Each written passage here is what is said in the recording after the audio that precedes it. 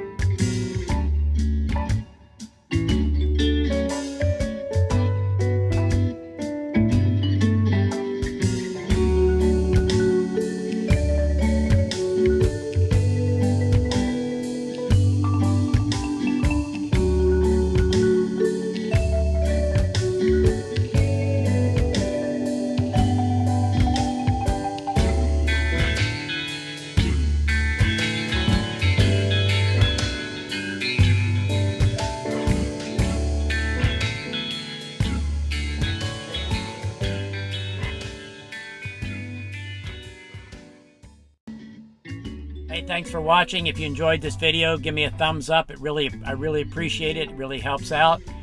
If you want to catch other videos that I put up, be sure and subscribe right down below.